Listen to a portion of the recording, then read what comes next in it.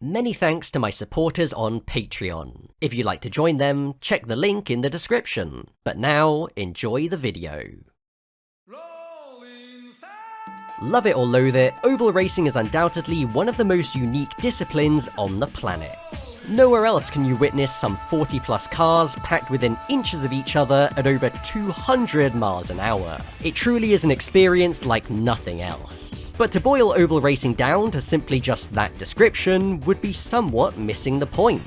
Because ovals come in all shapes and sizes, from true super speedways like at Daytona, to short tracks such as Martinsville, and everything in between, the art of turning left can take many different forms.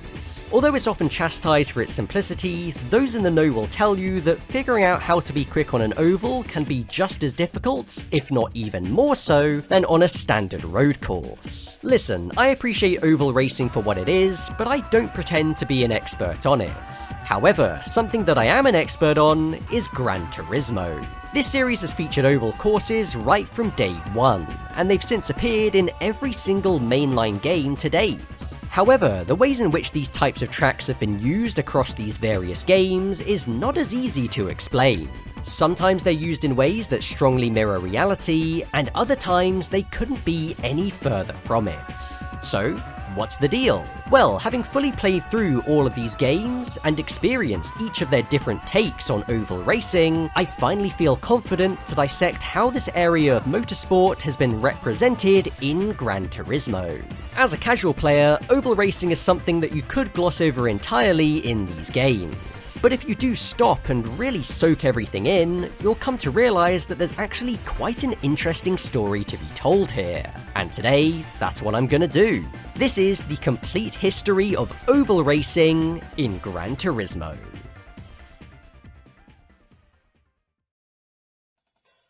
Let's start off with what else than the original Gran Turismo from 1997. As we all know, Gran Turismo was heavily inspired from Japanese car culture in the 90s. Just one look at GT1's car roster will make that point very obvious. However, oval racing as a discipline has always been very specific to North America, with the overwhelming majority of ovals being located in the USA.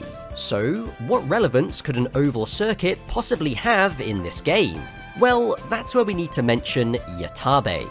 The Yatabe test track in Tsukuba, Japan, was a massive banked oval constructed in the 1960s. It soon rose to prominence for its use by various manufacturers, famously being the site of a speed trial in 1969 where a Toyota 2000 GT set many world records. After that, it continued to be used for testing and speed trials for many years. However, by the end of 2005, it had been all but abandoned by both OEMs and tuning companies for various reasons, and was soon closed, then demolished entirely. The full story of Yatabe is quite an interesting one that I might cover in another video.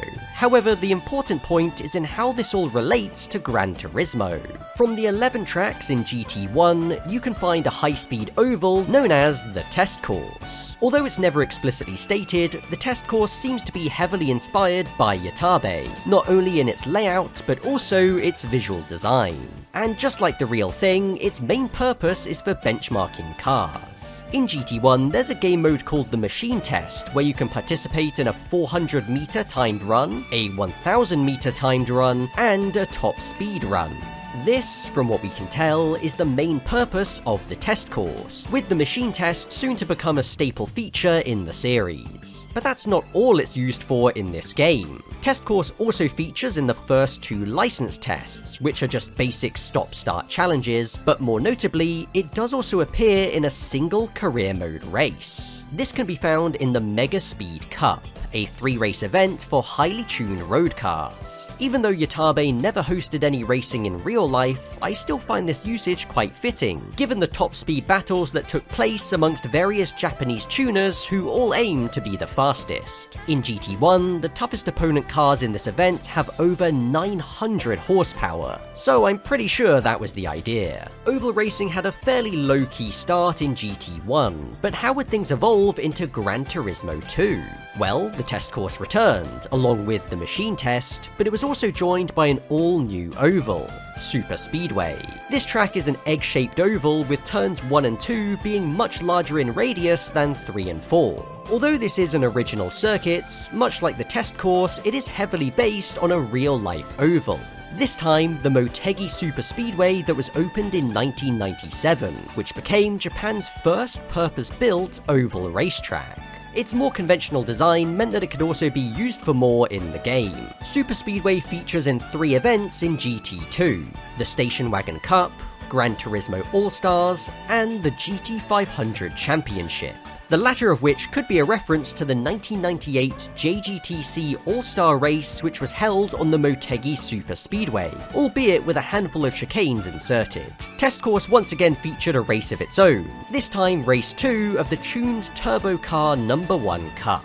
This race is notable as it's the only time that one of the HKS drag cars ever appears as an opponent in GT2. Should this 180SX appear, it will undoubtedly be your toughest opposition as it sports over 1000 horsepower. However, this race does also give you an opportunity to use a drag car, either the 180SX or the R33 GTR that you can win from the event itself. Beyond Test Course and Super Speedway, it's quite well known that a third oval was planned for GT2. Discovered in earlier demo builds of the game, this is Indy, a track based on the layout of the Indianapolis Motor Speedway, but with its own unique setting and scenery, much like what Super Speedway is to Motegi.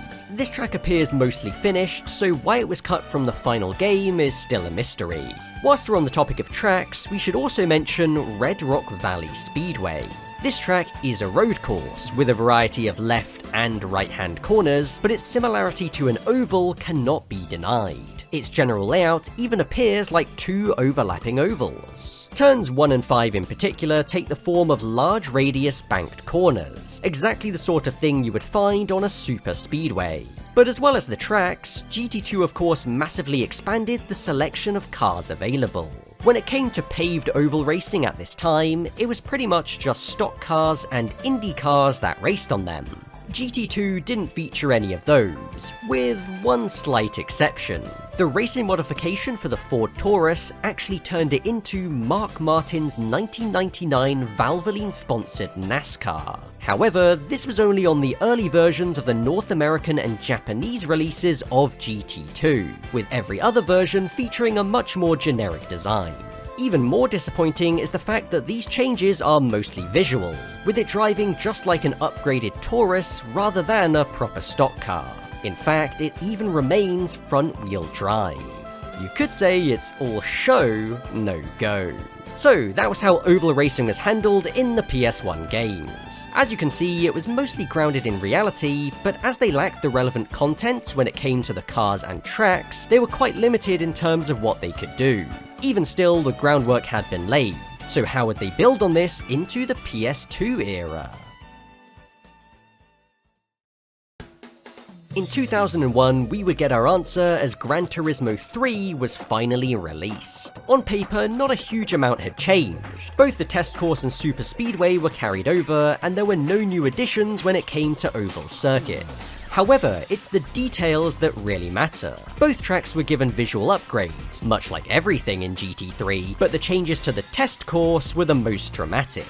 Not only was the scenery quite different, but the course was now much wider and almost double the length of the original from GT1 and 2. It was practically a different track entirely. Even though this took it further away from its initial inspiration, the Yatabe test track, one interesting detail is that when saving a GT3 replay at this track, the file will actually be labeled as Yatabe on the PS2 memory card browser.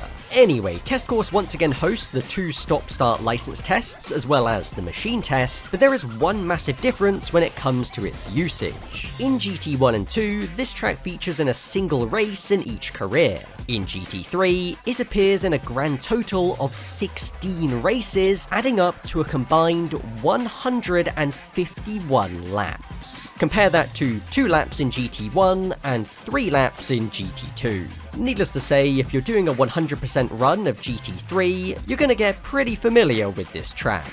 The same is true for Super Speedway as well, appearing in 3 races in GT2, but 16 in GT3.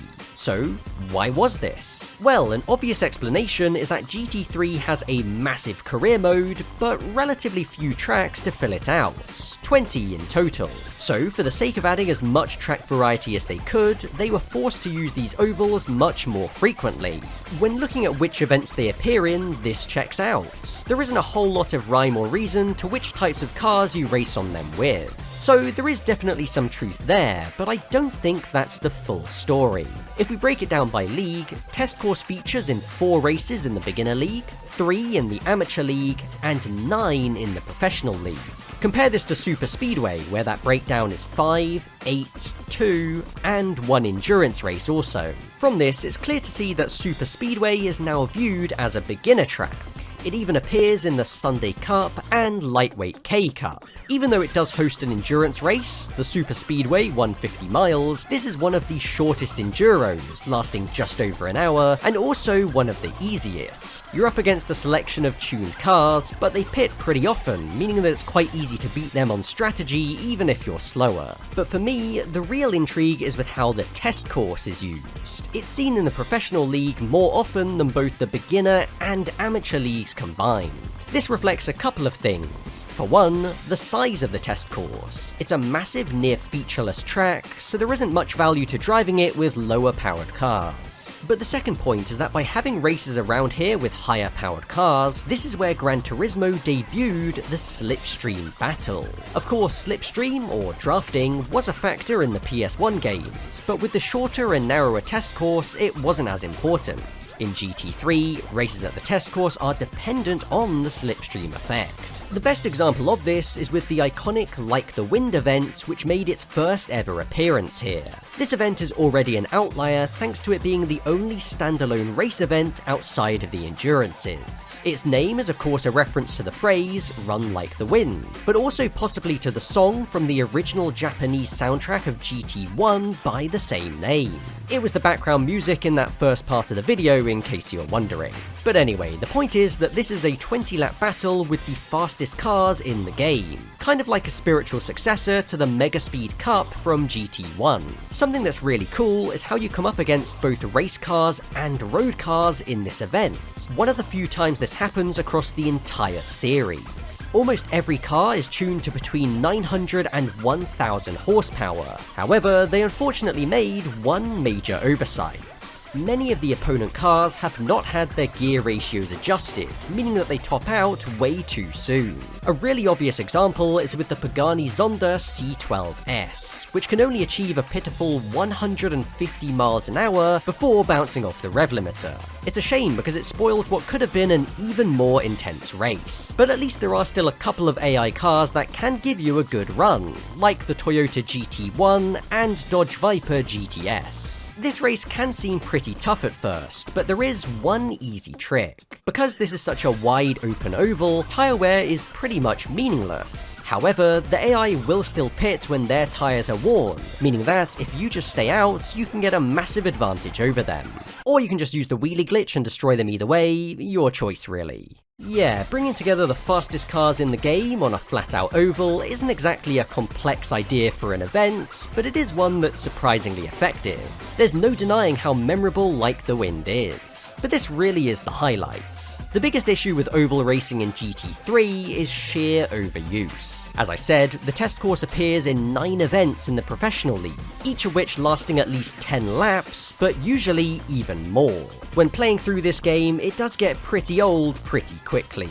Not to mention that if you play with the default control scheme, your right thumb will be crying for mercy in no time flat. I'm pretty sure some countries would even consider it as a method of torture. But really, you have to ask yourself, if you're doing a long and tough championship and don't randomly encounter test course in the middle of it for absolutely no reason, then did you even really play GT3? Gran Turismo 4 debuted in late 2004. Once again, Test Course made an appearance, looking very similar to how it was in GT3, and Super Speedway also returned. but this time the big changes were reserved for the latter. Super Speedway had now become Twin Ring Motegi Super Speedway, the real-life circuit it was originally based on. This was all part of GT4's expansion when it came to real-life tracks, with the Motegi road course also appearing alongside it. The difference visually is quite drastic, but the overall layout itself is pretty much the same. A feature that was new to GT4 was the rolling start, something that is quite integral to oval racing. It's used at various tracks in the game, including the Motegi Oval, but not the test course. That kept its traditional grid start. Like GT3, there were no new oval circuits included, unless you want to count Beginner Course. Fun fact, this track could be driven as a basic oval in GT4 Prologue, but in the full game they only included the version with this chicane on the back straight. Possibly because of Beginner Course, Super Speedway was no longer used as a token early game circuit. Just look at the events you can find it in: the All Japan GT Championship, Gran Turismo World Championship, and even the Formula GT World Championship. These make up 3 of its 5 appearances across the entire game. The greater variety of circuits meant that they didn't have to rely on using these tracks so much, which is definitely an improvement over GT3. One of its other appearances is again the Super Speedway 150 miles, but this time you're up against top-end prototypes. Look out for the Peugeot 905 if it shows up, because it's the only opponent that can do the whole race on a single stop. When it comes to the test course, the story is similar. From 16 races and a combined 151 laps in GT3, it was scaled back to merely 3 races and 10 laps in total. Alongside its usual duties in the License Center and Machine Test, it features in the Gran Turismo All-Stars, Dream Car Championship, and Like the Wind events. But GT4 would also introduce driving missions. There are 34 in total, but our focus is on numbers 21 through 24. These are labelled as slipstream battles, and each take the form of races at the test course where you have to utilise drafting to get ahead. I'm sure I'm not alone in saying that I didn't really understand these missions back when I first played this game as a kid. If you don't know what slipstreaming is in the first place, the game's description doesn't really help. But if you do, then these are solid missions that help you to understand the basics of oval racing. Mission 23 is easily the toughest, as first place starts much further ahead, meaning that you have to work together with the other AI, either through slingshotting each other and taking turns in front, or by bump drafting. It's pretty clever, but as for the standard career mode races where the test course appears, they're all late game events with top-end race cars. But for me, I was always quite disappointed with Like the Wind. GT4's version is pretty forgettable. No longer featuring high-powered road cars, your pool of opponents is pretty much the same as the other late-game events, like the GT World Championship and GT All-Stars. What's more, the event has been shrunk from 20 laps down to just 5. Now, I know that I was complaining about how overused this track was in GT3, but I feel like they could have made an exception for Like the Wind. It is just a standalone race, remember? And when you consider that despite now only being 5 laps, the AI will still somehow need to pit, it becomes a complete joke. No real challenge and no real effort required. Enjoy your W12 Nardo, because you definitely earned it. Oval racing in GT4 is pretty much the same in execution as in GT3, but just scaled down in most areas. If it's actually an improvement overall is up for debate, but one thing that isn't in question is how oval racing evolved from the PS1 games. From its origins rooted in Yatabe speed trials, it soon developed into the more familiar slipstream battle formats, predominantly featuring prototype race cars. It's quite a noticeable shift, clearly taking more inspiration from professional motorsport, but mixing it in its own original way. Would this still be the case as the series moved into its 3rd generation? There's only one way to find out. Our first taste of the future of oval racing in this series came with the official reveal of Gran Turismo 5 at E3 2009. It was instantly made clear that Gran Turismo now held a license for the official NASCAR Cup series, with the trailer showing off the then current versions of the Chevy Impala SS and Toyota Camry Cup cars. This was a pretty major coup for the series, and the way they showed off the cars, including realistic-looking pit stops and pack racing on the high banks of Daytona, seemed to imply a strong level of authenticity. The announcement that GT5 would also feature a detailed damage model for the first time in the series raised expectations even further. Whether you like them or not, big wrecks have always been a part of the appeal of NASCAR, so this inclusion raised the possibility to be able to cause as much carnage in the game as there often is in real life. In terms of tracks, it was already known that Daytona would be in GT5 thanks to its inclusion in GT5 Prologue, but this trailer also revealed Indianapolis Motor Speedway. Now, fast forward to the game's release in November 2010. GT5 launched with 3 of the 2010 spec cars from Ford, Chevy, and Toyota, representing various teams and drivers. The only outlier was Dodge, whose Charger was sadly not included. The 2009 cars seen in that initial trailer were also gone. For the full story on that, check out the video linked in the top corner. But more importantly, how were these new cars and tracks actually used in the game? Well, for most, their first exposure to oval racing would be through the Jeff Gordon NASCAR School special events. This took the form of a series of challenges hosted by 4-time NASCAR Cup champion Jeff Gordon, or at least some sort of creature that's supposed to look like him. Yeah, Polyphony were never great at modeling and animating people. The NASCAR School taught the basics of oval racing, like how to use the draft, the difference between the high line and the low line, and more intense racing scenarios. It all served to prepare the player for races like these in the main career mode. Speaking of which, the ovals at Daytona and Indianapolis did feature in a number of events throughout the career. For example, Daytona is used in the Pickup Truck Challenge, which is possibly a reference to the real-life NASCAR truck series which started in 1995. It's worth noting that GT5 also introduced the double file rolling start, which is used at most oval races, adding a nice touch of realism. Like the Wind once again returns, but now as a 2-race event at both Daytona and Indy. Weirdly though, the Daytona race is on the road course and not the oval, which kind of fundamentally changes what the event is. The Indianapolis race is still a high-speed affair, but the tighter nature of its 4 corners, combined with a relatively shallow banking, means that it isn't the flat-out slipstream battle that it used to be. Still, it is probably the race with the highest average speed in the entire game, so you can't fault it too much. But of course, the main event here is the NASCAR series, also in the Extreme League. This is a 5-race championship that starts at Indy and ends at Daytona, with 3 road courses in between: Grand Valley, High Speed Ring, and Laguna Seca. For what it is, it's pretty decent. Driving these cars on road courses makes a nice change of pace, but all in all, it's not too difficult. That is, except for the final 10-lap race at Daytona. This is quite tough, as it's all but impossible to break away from the chasing pack.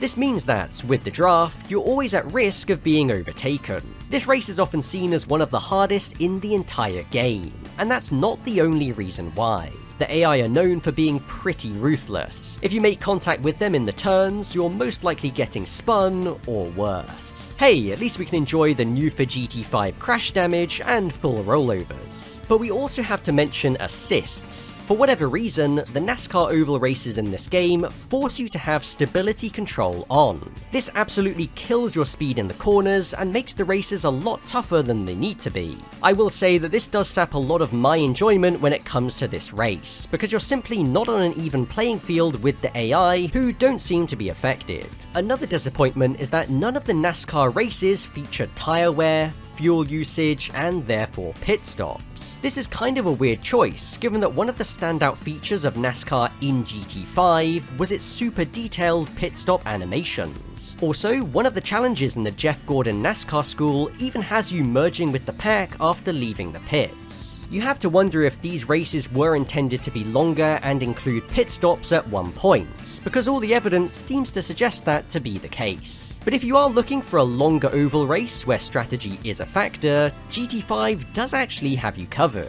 In the Endurance League, you'll find the Indianapolis 500, a 200-lap race around the Brickyard that mirrors the real event. However, one key difference from the real thing is that your opponents will all be driving open-top Le Mans prototypes. The real Indy 500 is an IndyCar race, but of course, those don't appear in GT5.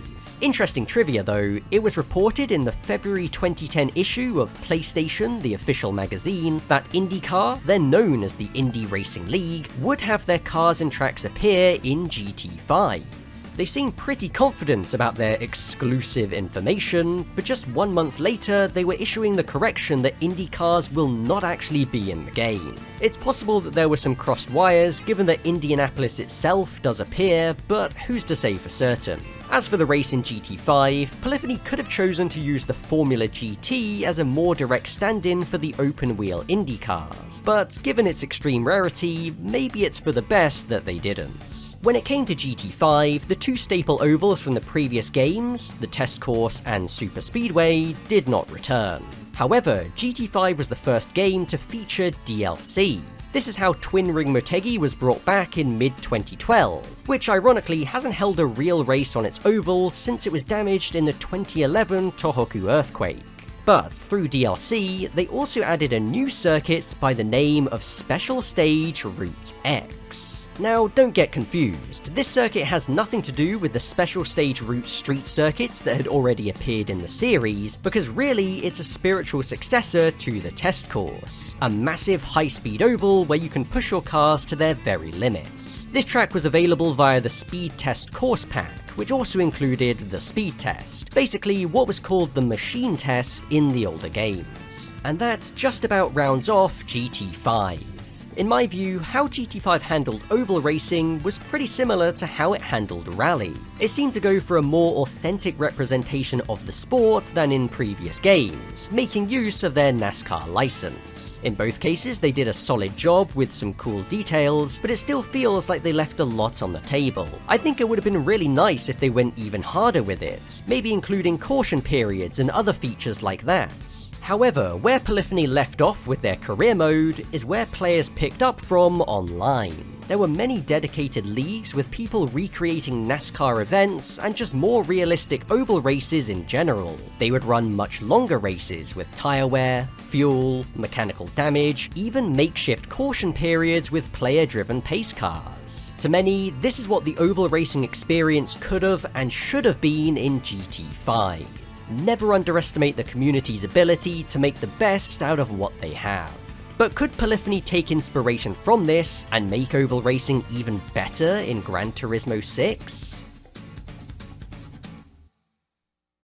GT6 released in late 2013, featuring pretty much all of the content that GT5 had, and then some more. Alongside the 2010 NASCAR roster and the 2011 cars that were included in GT5 Spec 2 updates, GT6 also brought some 2013 cars. All three of these years could be seen in action in the Gran Turismo NASCAR Cup event. Like GT5, this event is comprised of 5 races, albeit now single races and not a championship. Daytona and Indianapolis are back alongside Motegi Super Speedway, and they're joined by the all-new Willow Springs Road Course and the returning High Speed Ring. This track selection is pretty solid, 3 ovals and 2 relatively simple road courses. For what it's worth, I do vividly remember someone describing High Speed Ring as like a NASCAR fan's wet dream.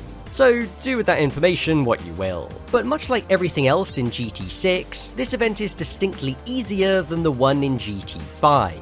Especially the Daytona race thanks to the reduced effect of the draft and removing the force stability control. The power limiter requirement for the ovals, mimicking the real-life restrictor plates, is also a nice touch. Sadly, ovals are hardly used in GT6's career, the only other notable event for them being, once again, Like the Wind.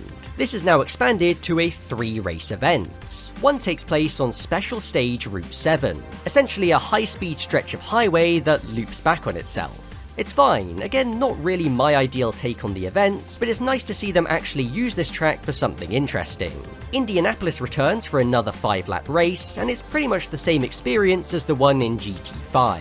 But for me, the standout race is at Special Stage Route X. Being a race on a massive flat-out oval against some of the fastest cars in the game, this marks the return of the high-speed slipstream battle that was often seen in GT3 and GT4. To me, this is what Like the Wind is all about. Now, its execution isn't amazing. It suffers from the massive drawn-out grids that plague most other events in GT6, and being just 1 lap, it's quite a short race. However, what I do like is how it harks back to GT3 with a mixture of race cars and road cars as opponents. In this case, the road cars, such as the Bugatti Veyron, which tends to start near the back, have higher top speeds and will likely be your main opposition. Polyphony didn't really evolve the oval racing experience with GT6, so it was once again left up to the players to make the most of it. When it came to online racing, I remember Route X being very popular for high-speed battles. It was essentially the original formula for Like the Wind boiled down to its purest form, a race using the fastest cars in the game, minus the Vision GTs and Red Bulls of course. Naturally, stuff like the Bugatti Veyron and Pagani Huayra were very popular, but there were also some old-school tuned cars. The Mitsubishi 3000 GT and Lotus Esprit I remember being very solid choices. Basically, as long as it could get to around 300 miles an hour when fully tuned, it was viable. It led to some awesome races with fun and diverse grids. Although this started back on GT5 when Route X debuted, it was in GT6 where this sort of racing really hit its stride. Races like these are still some of my all-time favourite memories when it comes to playing Gran Turismo online. So, the PS3 era promised a lot, but never really lived up to its full potential. That could describe a lot more than just oval racing when it comes to these two games, but thanks to the online connectivity, people were now able to come together and create the experiences they truly wanted. But would that still be the case as the series moved onto the PS4?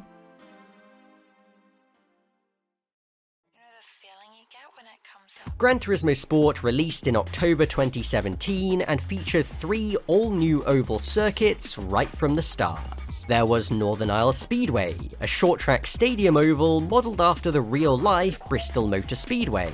Blue Moon Bay, a fast and open triangular oval with 3 distinct corners, and Broadbean Raceway, an unusual oval with 3 left-hand corners and 1 right, commonly referred to as a dogleg oval.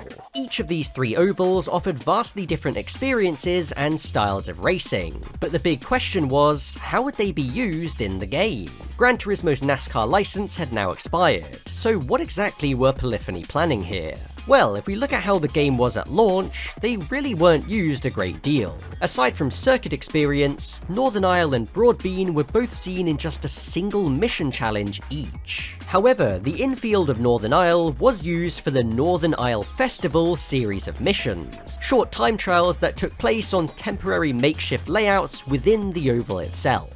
There was seemingly also a version of the track that combined the oval and the infield, as can be seen in the intro to the game, but this layout was sadly never made playable. Blue Moon Bay, on the other hand, was used in a whopping 4 missions, one of which even references Like the Wind, that being a 3-lap race in an SRT Tomahawk Group 1 car. This mission highlights the fact that Blue Moon could also be driven in reverse, and the same was true for Broadbean also. In December 2017, the GT League mode was added, thus giving more opportunities for these tracks to be used. As the game was gradually updated over the next few years, more and more races appeared through to the end of GT Sport's life, where there are now 4 races at Northern Isle, 3 at Broadbean, and 3 at Blue Moon Bay. To be honest, the only one of these that most people would remember is the Premium Sports Lounge race at Blue Moon, since it was one of the best money-making methods in the entire game. Aside from that, they're all pretty forgettable. The ovals are used just like any other circuit in this game. The style of racing isn't really unique. However, when it comes to GT Sport, the offline modes were merely secondary. This game was built primarily for the online racing in sport mode, so how did the ovals factor in there? Well, although there were no cars in this game specifically intended for ovals, Polyphony did have something in mind. Group 3 was the most prolific class of cars in this game, and as well as having a balance of performance for road circuits, they were also given one specifically for ovals. This made them all a lot more powerful, but being based on real-life GT3 cars, they still had a decent amount of downforce. It seems like this is what Polyphony had planned from the start, as whenever these ovals were shown off, it was almost always with Group 3 cars racing on them. The question this then begs is, why did they not use these cars on the ovals more often in the single player? Whatever the reason, these custom BOP Group 3 cars did provide a unique style of racing, one that I quite enjoy. Once again, Polyphony had taken an idea from the real world and put their own unique twist on it. In update 1.13, Blue Moon Bay was given a couple of infield layouts that made use of part of the oval. They're not the most interesting tracks to drive, but still a cool way to use the location. Special Stage Route X became the only returning original track in GT Sport when it was added in version 1.32. In the GT League, it hosted a single race, notable for being 2 laps instead of the usual 1, and was again used for online top speed battles. Although, given the simplified upgrade system of GT Sport, this was never as popular as it was in the GT6 days. And with that, we finally reached Gran Turismo 7. Daytona made a return in GT7 and brought the total number of ovals up to 5, the highest it's ever been in the series. In terms of how each of them are used, there isn't really much difference from GT Sports. In the single player, ovals are just used in whatever events with no real major themes. NASCAR is still absent, and there are no Indy cars either, so that removes a lot of the potential there. Northern Isle and Broadbean in particular have been completely shafted in this game, since even now, they both host just a single race each, and it's the Sunday Cup. I don't think there could be a clearer indication from Polyphony that they just view these tracks as simple beginner circuits, with no mind to their value as ovals and the unique style of racing they could each bring. But it's not all doom and gloom.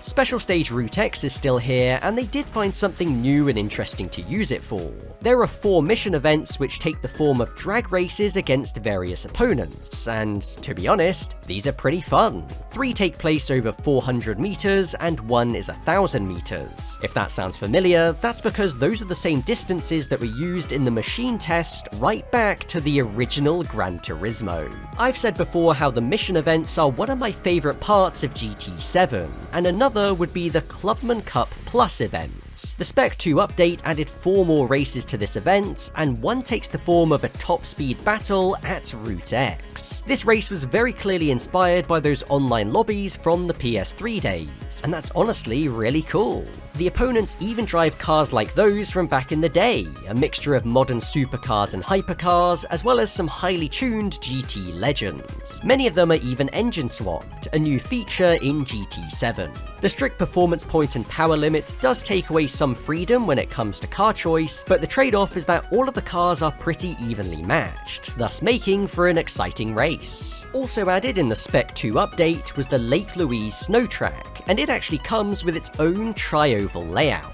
Hey, an oval's an oval, so that brings the total up to 6. Sure, it is just a novelty, but it is still nice to see them covering new ground this far into the series.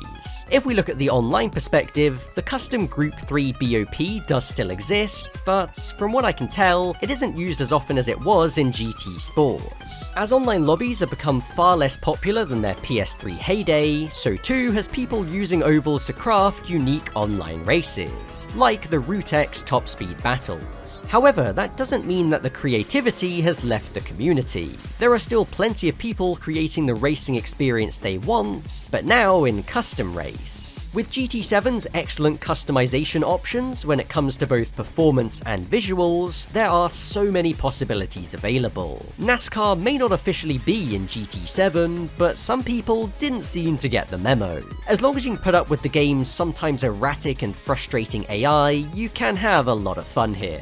So, the current era of oval racing from GT Sport onwards is one that's hard to nail down. There's kind of a bit of everything, but most of the time not really by Polyphony's own design. Sometimes it does feel like they're just saying, well, here are the tracks, here are the cars, and here are the tools, so just do whatever you want. And to be honest, whilst it is disappointing, I don't hate that mentality. The thing about oval racing in Gran Turismo is that it's never been a super integral part of the game. You may remember from my videos covering endurance and rally in this series that I gave each game a rating based on how well I think they each did that respective style of racing.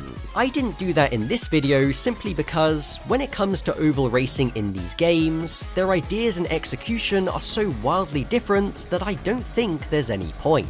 There's such a high level of subjectivity when it comes to determining is this format better than this one that, to me, it would be wrong to try and attribute a simple number to summarize my thoughts. What I will say though is that when it comes to my personal favorite execution of oval racing in these games, I would choose GT3s. Maybe this is the Stockholm Syndrome talking, because it can be genuinely painful at times, but I do appreciate the clear idea they had for it in this game, and then how they committed 100% to that idea. Realistically, they should have scaled it back to 90% or even 80%, but they definitely understood what these races offered and the variety they brought to the game.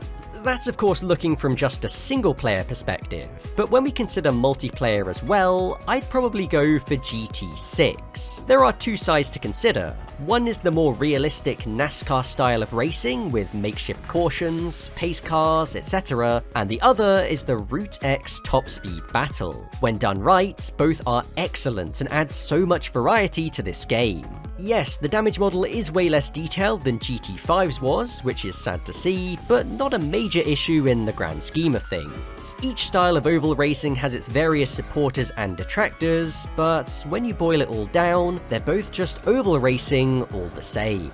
Despite being the real driving simulator, it has to be said that realism has never really been all that important when it comes to oval racing in this series. For example, there is no groove on any of the ovals in these games. Every line has the same amount of grip. Also, in most of these games, the drafting effect is severely overpowered, but at the same time, there is no side drafting, another crucial strategy in real oval racing. It is disappointing to not see them bother with these elements, but does that really ruin the enjoyment of it? To me, the answer is no. Oval racing has always been like a bonus in these games, not something to take too seriously. Whilst the fact that Polyphony now treat endurance racing as just a throwaway idea in these games genuinely annoys me, I don't feel that way with oval racing, even though you could make the same comparison. And a major reason why is the same reason why it's always been like that in every single game. Realistically, it just isn't worth their time or effort to represent what is such a specialized area of motorsport with 100% accuracy.